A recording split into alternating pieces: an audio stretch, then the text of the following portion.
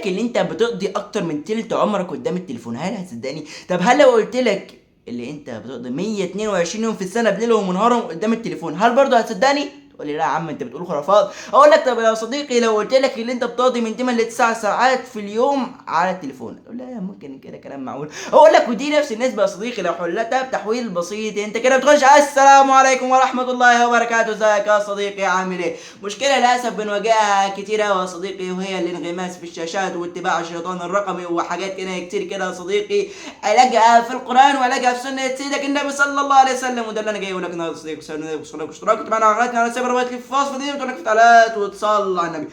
يلا يا صديقي يلا بينا نفهم الموضوع على الرايق.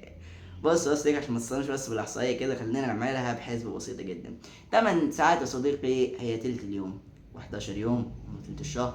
تقول لي يا عم هو شهر 33، اقول لك لا يا عم ممكن 30 ممكن 31 29 28، بس يعني 11 يوم ما اداش بقى. و122 يوم يا صديقي برضه تقريبا تلت سنه. قلت السنه يا عم 365، اقول لك يا عم ما تدقش بقى، ما تسكت بقى يا عم بقى. المهم هتقولي لو جمعناها كده يبقى كده احنا معانا تلت عمرك يا صديقي بيقضى امام الشاشات وانت لا تدري. هذه مشكله كبيره وهذه كارثه يا صديقي. فعايزين كده نتكلم في الفيديو ده ازاي نحل المشاكل دي. اقول لك بقى يا صديقي، اولا وثانيا وثالثا. اولا التليفون ده هو يا اما يبقى عدوك يا اما يبقى صديقك، هو سلاح ذو حدين، دبل اتش. يا عم لغه انجليزيه بقى كده فلونت ام فلونت. المهم فالتليفون ده سلاح ذو حدين، يا اما يكون معاك يا اما يكون ضدك. هتقول لي ازاي اخليه معايا يا اما ازاي اخليه ضدي؟ اقول لك بقى يا صديقي ده اللي انا اصلا صلب فيديو النهارده. فاولا لازم نتبع كلام ربنا سبحانه وتعالى. يبقى ربنا قال لنا غضوا الابصار، يعني مش غض الابصار بره بس، لا بره في التليفون برضه، في التليفون برضه غض بصرك. اوعى ربنا قال لنا اوعوا تبصوا على حاجه حرام او مبصش. طب ربنا قال لنا ما تعملوش حاجه حرام برضه ما نعملش لا بره ولا جوه. انت عارف مشكله التليفون فيها يا صديقي؟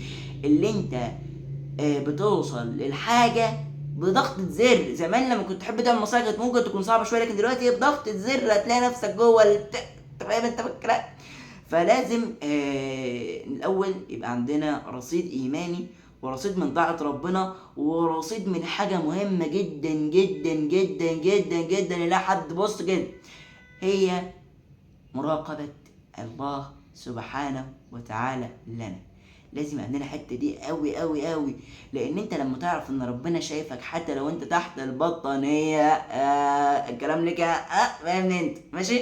ف لما انت عارف ان ربنا شايفك انت هتخاف، انت بطبيعتك هتخاف لان ربنا شايفك. الحيطه اللي جنبك البطانيه دي هتشهد عليك، رجليك ايديك وشك مناخيرك بقك كل هيشهد عليك. بص ده ده كله بقى، ايدك تتكلم ايدك تتكلم جلدك يتكلم كله هيتكلم. فانت ربنا رقيب عليك حتى لو انت في التليفون، حتى لو انت في اللاب، حتى لو انت في اي حاجه.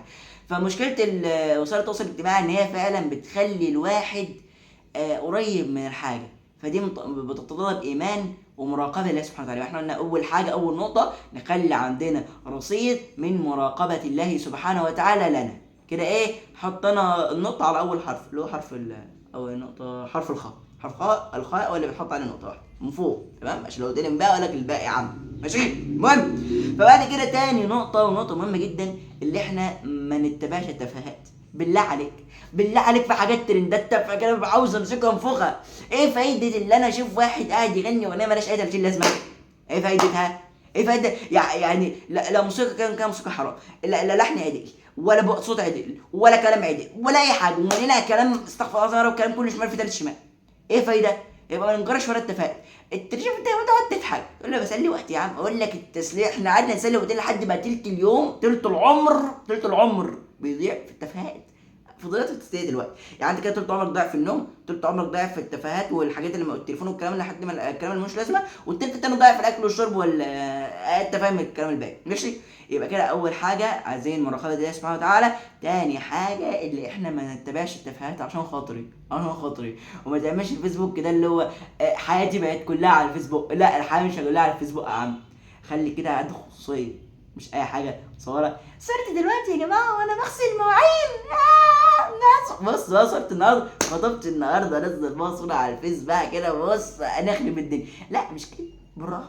الفيس ايوه وسيله تواصل اجتماعي جميله وسهلت الدنيا وخلينا نقرب من بعض وخلينا نوصل للرحم وكل الكلام الجميل ده، بس بالراحه بالراحه يا عم، ما تقفرش ما تقفرش. لما تقفر بص حاجه بتنقلب الى ضدها على طول. يبقى كده اول حاجه ما تتبعش، اول حاجه تراقب الله، تاني حاجه ما تتبعش التفاهات عشان ما كده ماشي. تالت حاجه بقى وحاجه مهمه جدا جدا جدا جدا، اللي احنا نلتزم بالطاعات. يعني مفيش حاجه اسمها اقعد 5 6 ساعات قدام التليفون متواصل. ليه؟ ان في صلاه الظهر اذنت عليا وانا ما قلتش اصلي، قلت اصلي العصر، العصر اذن ما رد عليا، العصر اذن في صلاه العصر، في مغرب، في عشاء، في انام بدري عشان اصحى الفجر، في بعد الفجر ما اقعدش لحد الظهر، لا في مشاغل ورايا، بين الوالدين، في المذاكره، ورايا ما اضيعش اليوم قدام الحاجات التافهه دي. انت معاك في اليوم حدد وقت لنفسك تتسلى فيه. انا بقول لك تسلى يا عم، بس ما تضيعش يومك كله قدام التسليه. يبقى رقابه الله، قلنا ما تبقاش التفاهات، قلنا نحدد وقت لنفسنا عشان ما تطلعش مننا وما تفتحش مننا. ولازم يبقى عندك اتصال بربنا سبحانه وتعالى في الطاعات. ما تخليش الشيطان الرقمي يسحبك، ما تقارنش نفسك بحد وتقول انا نفسي ابقى زي ده او نفسي ابقى زي ده ونفسي ابقى زي ده، انت ما تعرفش اللي ورا الحاجات دي ايه. خلي عندك كده خصوصيه مع نفسك، ما تنشرش حياتك على العلق، حياتك مش للملا يا استاذ. لا ولا لا؟ بزعلك؟ انت زعلان؟ لا خلاص يا عم مش هقولك كفايه، هقولك كفايه ايه بس. المهم فلازم نعمل الحاجات دي. رابعا ولا خامسا مش فاكر، المهم رابعا لازم يكون عندنا حاجه نافعه جوه التليفون. مش كل حاجه تافهه كده، مش كل حاجه تافهه. على فكره التليفون والبحث ده سهلت حاجات كتير جدا. زمان كنت توصل لمعلومه، كنت بتسافر اميال واميال ووكيلات وحاجات كتيره. دلوقتي انت بزر وزر تعرف توصل للمعلومه، بس لازم نكون عندنا مصادر للتلقي، مش اي حاجه قدامنا وخلاص. ما نشوفش اي حاجه نصدق، لا نبحث وندور. الحاجه بقت سهله، ما تتكسلش، ما تخليش التكاسل يسحبك. يبقى كده قلنا حاجه نلخص كده الكلام ده كله. قلنا مراقبه الله، قلنا ما نتبعش التفاهات، قلنا حياتنا مش للعلق كده ثالثا قلنا رابعا خلي حاجه مفيده، قلنا خامسا ان احنا يكون عندنا وقت مخصص للتليفون، الحاجات اللي هي التسلي فيها، الحاجات مش حرام خلي بالك، حاجه تسليه بس نضحك ونهزر شويه بس مش كتير، عشان ربنا سبحانه وتعالى يحاسبنا على وقتنا عن شبابنا فيما افنيناه. تمام. فبقى كده لازم نعمل الحاجات دي، لازم يكون انت بقول لك تلت عمرك بيضيع قدام الحاجات دي، تلت عمرك بتضيع قدام الحاجات دي، وصلاتك بتروح ووقتك بيروح وكل حاجه بتروح وانت بتروح. انما انت يا ابن ادم مجموعه ايام، اذا ذهب يومك ذهب بعضك. فخلي بالك من الحاجات دي. وقتك مش لعب في ايد الشيطان، وقتك مش يوديك يمين شمال، لا تتبعوا الشياطين الرقميين. حاجات خطيره جدا لازم نفهمها ولازم نعقلها ولازم نركز فيها شويه عشان ربنا ينجينا يوم القيامه سبحانه وتعالى. اسال الله سبحانه وتعالى ان يجعلنا ممن يستمعون قال فاتبعون احسن، وممن هم على اوقاتهم وعلى صلواتهم وعلى مقدراتهم وعلى البحث عن فوائدهم يحافظون. امين ماشي. بس كده يا صديقي، تنساش لايك واشتراك معانا قناتنا لتسبب التلفاز في فتلات وتصلي على النبي. عز الله نعمكم وشرح لكم صدور صدقات اوقاتكم فانه الحي القيوم، وسبحانه يعلم ان في يحبكم فانه علام الغيوب. كلام توفيق من الله، كلام خطأ منا من الشيطان. قبل ما تمشي في فيديو يا صديقي كنا بنتكلم فيه الفيديو اللي فات عن ازاي تسحب الاكتئاب من حياتك بطريقه قرانيه و3 خطوات لوز العنب. ما تنساش تتفرج عليها يا صديقي وتقول له رايك في التعليقات. وكلام توفيق من الله وكلام خطأ من الشيطان. والسلام عليكم ورحمه الله وبركاته.